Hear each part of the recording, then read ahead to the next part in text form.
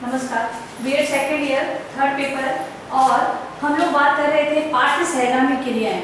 पाठ्य सहगामी क्रियाएं का आयोजन और आयोजन किया जाता है तो उसमें किस प्रकार की व्यवस्थाएं होती है उसकी बात हम लोग कर चुके थे। आज हम लोग बात करेंगे पाठ्य सहगामी क्रियाओं के गठन की कठिनाइयाँ। मतलब कि जो पाठ्य सहगामी क्रियाएं जब आयोजित की जाती है तो उनमें किन कठिनाइयों को सामना करना पड़ता है।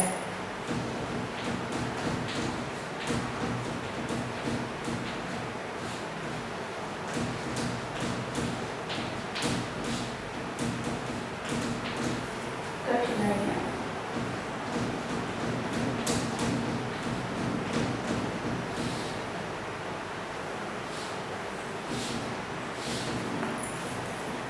तो सर्वप्रथम देखेंगे जो अंधाधुंधकरण होता है, मीन्स जो विद्यालय हैं किसी अन्य विद्यालयों को देखकर वो भी उन्हीं प्रतियोगिता का आयोजन अपने विद्यालयों में करवा देते हैं, जिससे कि क्या होता है कि जो ये प्रतियोगिता आयोजित तो की जाती है लेकिन यहाँ पर जो स्थानीय परिवेश होता है, मतलब कि जो स्थान की कमी है उसमें मान सकते हैं, आसपास का वातावरण है उसको न देखते हुए, फिर बच्चों की रुचि है, क्षमताएं हैं, उनको न देखते हुए जो गतिविधि है उसका आयोजन किया जाता है।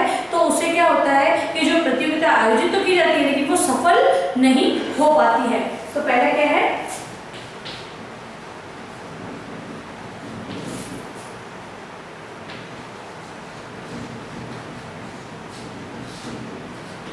अंधानुकरण।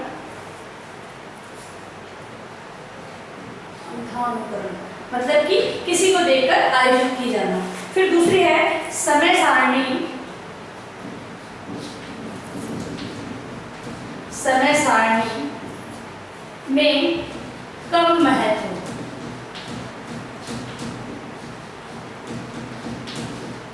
तो दूसरी कठिनाई क्या आती है, जो समय सारणी, विद्यालय की जो समय सारणी बनी होती है उनमें इन पाठ्य सहगामी क्रियाओं को स्थान नहीं दिया होता है, जिससे क्या होता है कि यदि कोई भी अध्यापक है और कक्षा में गणित का क्लास चल रहा है तो वो गणित के क्लास को पोस्टपोन करके उस सहगामी क्रिया में भाग लेना पड़ेगा।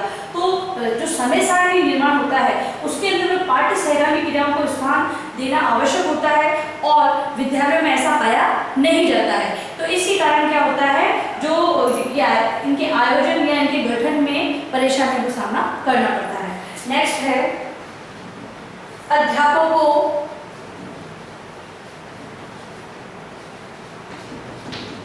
में अरुचि। अब जो अध्यापक हैं उनके पास वैसे ही जो कार्यभार होता है शिक्षण से संबंधित वो बहुत ज़्यादा होता है, उनको विषय से संबंधित और बहुत से कार्य दिए होते हैं, प्रायोगिक कार्य संबंधित बहुत सारे कार्य होते हैं, जिसके कारण वो क्या करते हैं, जो ये सहगामी क्रियाएं होती है उनको करवाने में वो अरुचि मतलब कि दर्शाते हैं, या फिर अगर करने के लिए मना तो नहीं करते हैं, सहगामी क्रियाओं में मतलब कि सहभागिता के लिए मना नहीं करते हैं, लेकिन कार्यभार ज़्यादा होने के कारण वो सही से अपनी भूमिका वहन नहीं कर पाते हैं, तो वो सहगामी क्रियाओं के अंतर्गत कठिनाई उत्पन्न होती है। नेक्स्ट है छात्रों या विद्यार्थियों की अरुचि। विद्यार्थियों की अरुचि। अब हम विद्यार्थियों की बात कर रहे हैं तो जो विद्यार्थी हैं वो जो अब कंपटीशन की होड़ है आजकल, तो वो ज़्यादा से ज़्यादा अंक प्राप्त करना या अपनी जो मतलब कि जो अचीवमेंट है उसको और ज़्यादा बढ़ाना चाहते हैं। इस कारण वो क्या करते हैं कि जो पाठ्य सहगामी क्रियाएं होती है उनमें रुचि कम दिखाते हैं। ये ज़्यादा जो प्रतिभाशाली बालक होते हैं उनमें देखी जाती है कि वो क्या करते हैं, अपने जो शिक्षण कार्य है उसको वो शिक्षण कार्य से संबंधित जो भी कार्य होते हैं उनको करने में वो रुचि दिखाते हैं, लेकिन जो पाठ्य सहगामी क्रियाएं होती है उनमें उनकी रुचि कम देखने को मिलती है। तो इसलिए उनको हॉबी तो होती है, वो इस चीज़ को मतलब कि बहुत अच्छे से परफेक्ट तरीके से कर तो सकते हैं पाठ्य सहगामी क्रियाओं को, लेकिन एक शिक्षण कार्य को अच्छा करने के लिए, एक जो पढ़ाई का कार्य है, अध्ययन कार्य को अच्छा करने के लिए वो क्या करते हैं, पाठ्य सहगामी क्रियाएं हैं उनके प्रति वो अरुचि प्रदर्शित करते हैं। नेक्स्ट है परीक्षा केंद्रित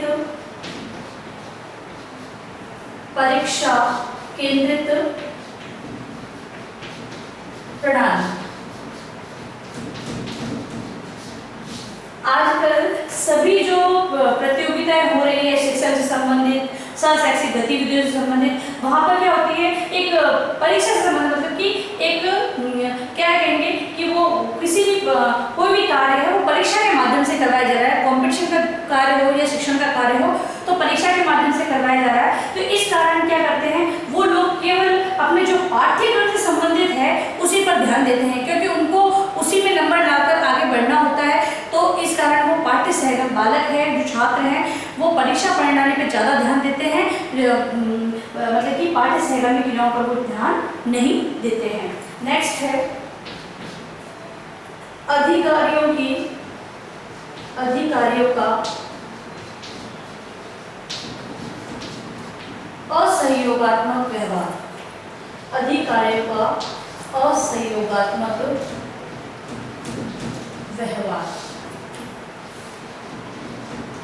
जो अधिकारी होते हैं, बड़े बड़े स्तर के अधिकारी होते हैं, वो क्या करते हैं, ये जो प्रतियोगिता होती है इनके माध्यम से वित्तीय संबंधी जो कोष होते हैं उसको भरने की कोशिश करते हैं।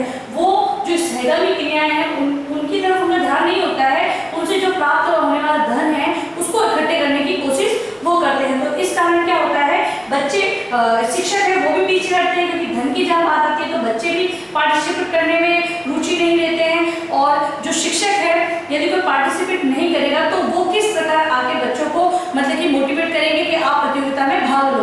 तो वो वित्तीय से संबंधित जो व्यवस्था है, या तो धन को इकट्ठे करने की बात ले लो, या फिर बात हम ये ले सकते हैं कि खर्च है वो बच्चों से ही वसूलते हैं। तो इस कारण वो कह देते हैं कि हमारे पास इतना कोष नहीं है, जो भी है। तो इस प्रकार से जो सहगामी क्रियाएं हैं वो बाधित होती हैं। नेक्स्ट बिंदु है सीमित क्रियाएं।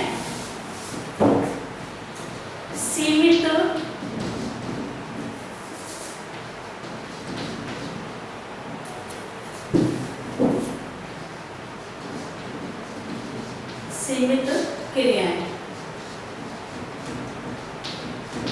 अब जो पाठ्य सहगामी क्रियाएं हैं वो क्या होती है, सीमित होती है, मतलब कुछ ही गतिविधियां हैं वो वहां पर विद्यालय स्तर पर आयोजित की जाती है। तो उससे क्या होता है भाई, जरूरी थोड़ी ना हर बच्चे की जो प्रतियोगिता आयोजित की जा रही है हर बच्चे की उसमें रुचि हो और वो भाग ले।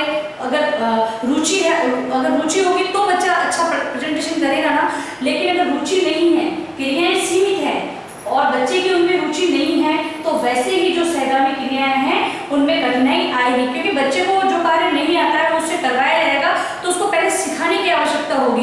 यदि वो कार्य उसको आता होगा और वो सीख कर उसको और अच्छा कर सकता है, लेकिन आता ही नहीं है उसको, तो सीख कर केवल उसको सीख सकता है और अच्छा प्रेजेंटेशन नहीं कर सकता है। नेक्स्ट है संकीर्ण विचारधारा। संकीर्ण विचारधारा।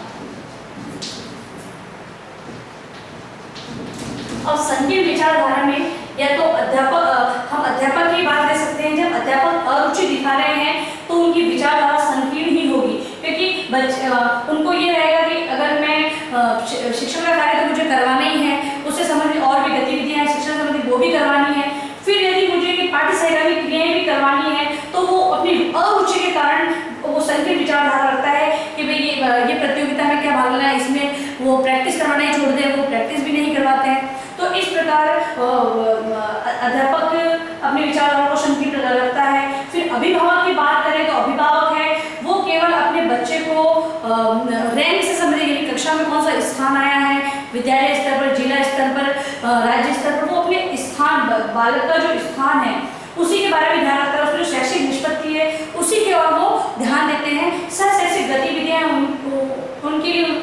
उनकी भावना केवल यही रहती है कि ये गतिविधियां ये तो फालतू है, इससे अच्छा तो शैक्षिक कार्य है उस पर ध्यान दे, तो वो उसी पर ध्यान देते हैं। तो विद्यालय स्तर पर देखें तो शिक्षक की, और अगर परिवार में देखें तो माता पिता हैं, अभिभावक हैं, उनकी तो विचारधारा संकीर्ण होती है। इस कारण ये सहगामी क्रियाएं हैं उनको करवाने में, उनके गठन में कठिनाई उत्पन्न होती है।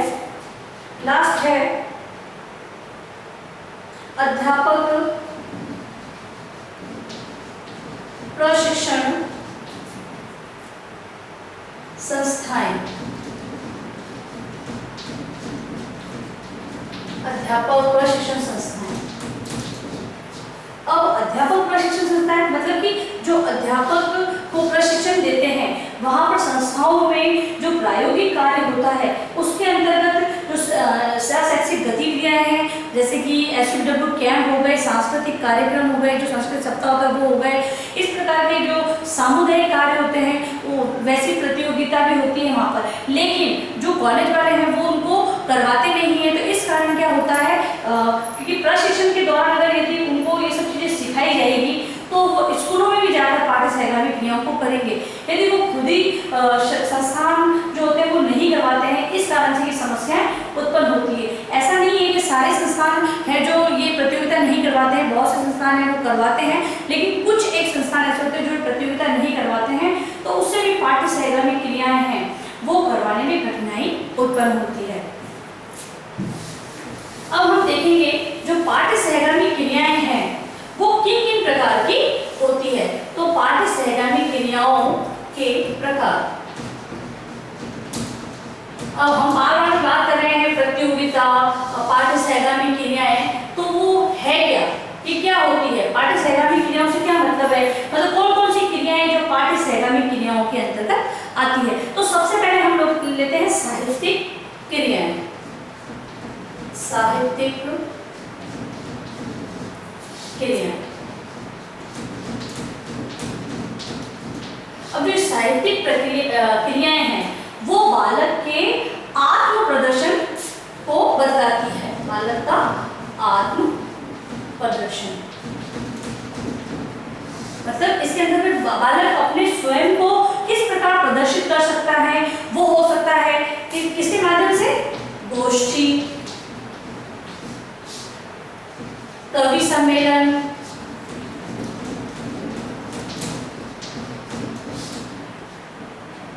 कवि सम्मेलन हो सकता है, फिर है भाषण, निबंध, और भी हो सकते हैं विद्यालय, पत्रिका,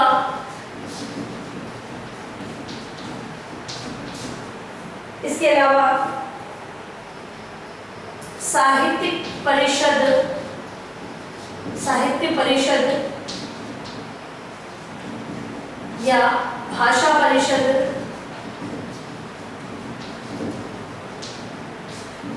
मतलब कि जो पाठ्य सहगामी क्रियाएं हैं उसके अंतर्गत साहित्यिक क्रियाएं हैं, उसमें बालक अपना आत्म प्रदर्शन करते हैं। इसके माध्यम से, गोष्ठी के माध्यम से, कवि सम्मेलन के माध्यम से, भाषण प्रतियोगिता के माध्यम से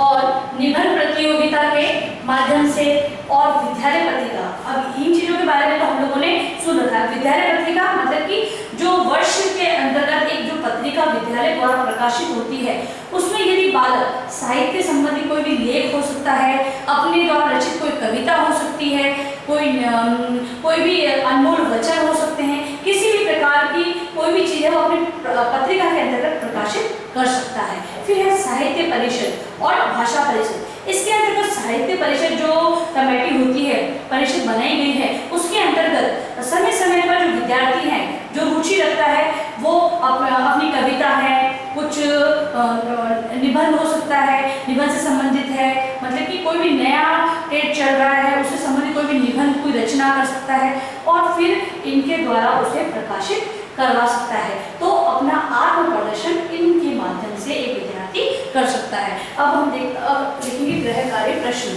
इसको आगे कंटिन्यू करेंगे। कल हम लोग अभी गृह कार्य प्रश्न लिखेंगे। गृह कार्य, पाठ्य सहगामी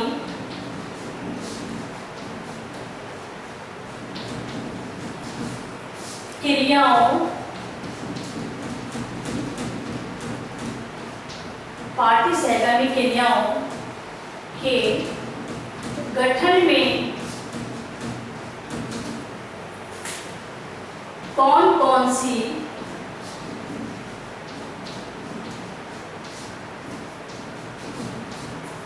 कठिनाइयाँ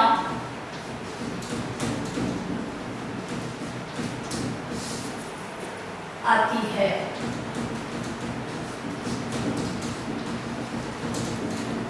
ठीक है, तो आज हम लोगों ने पढ़ा था, उसी को आप अपनी उत्तर पुस्तिका में एक प्रश्न के माध्यम से उत्तर के रूप में लिखेंगे। तो पाठ सहगामी क्रियाओं के गठन में कौन कौन सी कठिनाइयाँ आती है। और अंत में आप लोगों से निवेदन है कि आप लोग जब भी घर से बाहर जाएं तो मास्क का प्रयोग करें, अपने फेस को कवर करके जाएं। बाहर जाते हैं तो आपस में कम से कम 6 फीट की दूरी बनाए रखें और लोगों को भी इस डिस्टेंस के बारे में जानकारी दें। और यदि आप सार्वजनिक स्तर पर जाते हैं तो सैनिटाइजर ले जाना ना भूलें, हाथों को बार बार सैनिटाइज करें। सुरक्षित रहे, सभी का ध्यान रखें। धन्यवाद।